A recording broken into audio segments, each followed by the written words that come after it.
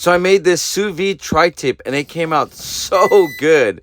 But I did make a lot of mistakes and I do notate them in this video. So I do want to show you all the mistakes that I made so you don't make them. But at the end, this thing turned out really good. All right, guys, we're going to be making a sous vide tri-tip today. And we're going to test out this new machine. We're going to be cooking it at 125 for 2 hours. Then we're going to go ahead and sear it on the Blackstone. You guys ready? Let's get started.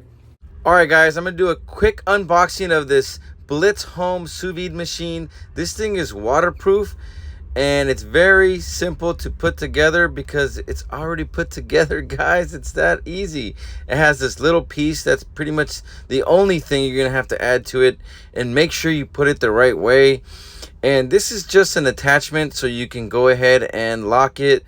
And this is like a vice grip. It just vice grips onto anything. So I got this pot of water and I figured, why not? Let me just try this out. And I went ahead and screwed it on. It has that little rubber grommet so it doesn't damage anything. So I went ahead and turned it into place. And now I'm going to go ahead and just plug it in, which is very easy to set up as well. You just hit the on button. You hold it for a couple seconds and it turns on. And at this point, what you want to do is just set. You hit the set button, you set your temperature. I'm doing the tri-tip, so I'm going to set it at 125. After that, you hit set again. And now you're going to set your time. I'm going to set it for 2 hours. After you're done, you can do the minutes. And then, boom, you hit the power button one more time. And the machine starts to work. It starts to heat up. And honestly, in about 5 minutes, this thing was already up to temperature. While I was making this tri-tip and seasoning it, it got all nice and warm. So let's move on to the next step. All right, for the next step, we have salt, pepper, and garlic. We're going to keep it really simple and really tasty on this tri-tip because everybody knows simplicity goes a long way. So go ahead and hit all the edges of this tri-tip before people start hating in the comments. So I got ziploc bag. I had a vacuum seal bag, but it wasn't big enough. So I went ahead and just went with this. I got some garlic cloves, some rosemary, and then I got some butter that is salted already as well. And this is where I made my mistake. I should have just ordered some vacuum seal bags that were bigger or used a better Ziploc bag. These were like the cheaper ones. Then I tried to seal it. It wasn't sealing. So I basically put it in another bag. And once I put it in that bag and I tried to seal it up, and this is where something was telling me that something was wrong. So, you know, I kept putting it in this bag and trying to get it like vacuum tight and then put the Ziploc, and I don't know, I knew something was up. So then I pulled it out of the water and I saw that it was leaking still, even with 2 bags. So then I'm like, you know what? I'm going to go ahead and just get another bag and just place it into another bag. And look, everyone makes mistakes. This is my first time using this machine. What I did know is that this wasn't going to affect the way that it's cooked, because I know that the main thing is just keeping it in a bag and slow cooking it. So that's when I'm like, you know what, let me just put it in another bag and let's get over with it. But as you can see, when I took it out, you can see all that leaking on my counter. But I did fix it. I fixed my mistakes, and I'm not afraid to talk about my mistakes on here. So I went ahead and just put that third bag, sealed it up, and then now I knew I'm ready to go. So I set it for 2 hours, and I went to my son's soccer birthday party, and I came back, and boom. I came back, and I'm like, okay, this thing is done, and it's ready to get seared. But, you know, this is another mistake that I will say that I shouldn't have done, is let it cool down. So as soon as you take this out, you know, it should be when it's exactly done. So if it's 2 hours, pull it out, pat it dry, and put it on the searing right away. But see, I let it rest for 2 hours. So when I went to go sear it, it changed things. So next time I know, as soon as it's done, I want to put it on that hot Blackstone. So let's go ahead and pat it dry. And you want to pat it dry because you want to add some more seasoning. Because, you know, it's in that bag. It's with the butter, rosemary, and seasoning. And a lot of times it's watery, so that seasoning can come off the meat. So I went ahead and coated it again with salt, pepper, and garlic and give it a heavy coat. You know, this is tri-tip. It's a large piece of meat, so you're not going to oversalt it, guys. And look, even though there was mistakes, I still know how to cook. And I know what a tri-tip should taste like and look like. So it's all good.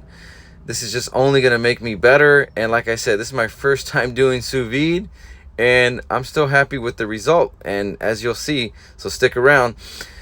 So once it's all patted up and dried, then you want to just make sure it's all coated with the seasoning, you guys. And look, it's really jiggly, and I'm just tripping out because I'm like, what is this gonna taste like, right?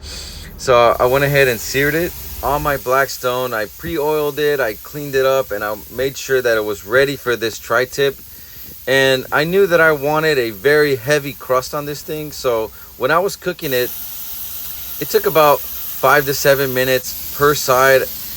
You know, I really wanted that nice golden brown crust that you always see on all the super cool influencer videos and YouTube videos, all the pros, right? So look, I went ahead and seared this baby. It was smelling good, it was looking good, and I'm like, you know, I'm feeling good about this thing. It's really gonna turn out great, you know?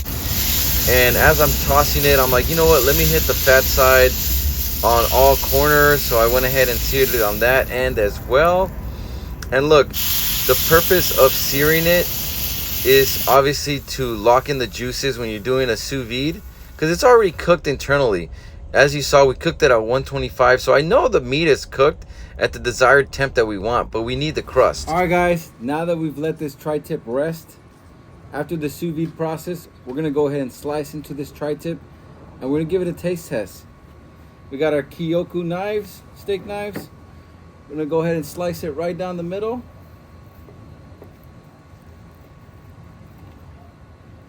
Oh my goodness, guys. Are you guys ready? Look at that.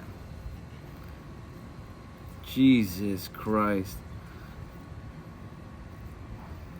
I'm talking, look at this thing. It's so jiggly. I bet it's so good too.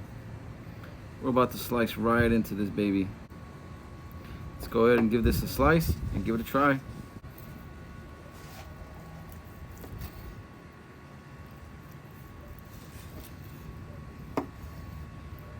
Oh my God, look at that thing. You guys ready? Cheers.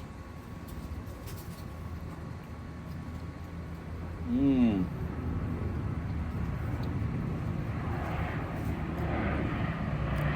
That's good. So the sear wasn't, I wanted to get a little bit more seared just because it was a little too rare.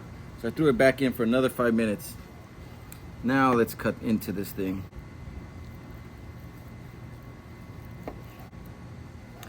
There we go. Now we're talking, guys. Check it out.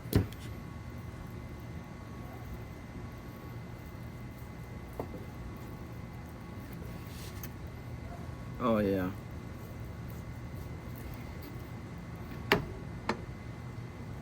Now that's a piece. Now let's give it a try. Mmm. That's really good. Overall, I really like this sous vide machine. Obviously, this is my first time, and I made a few mistakes, but I'm definitely gonna get better at this process. I'm gonna use vacuum seal bags. I'm gonna try some steak, and if I'm gonna do a tri-tip, I'm gonna leave it in there for a lot longer than 2 hours. We live and we learn, and learn from my mistakes. So we're gonna be doing more experiments like this with sous vide. This is just number one. As you saw, the tri-tip was very successful. This machine is definitely great, the sous vide machine. I definitely recommend it. And if you want to see more videos like this, go ahead and let me know down in the comments. And I'll see you guys on the next video. Later.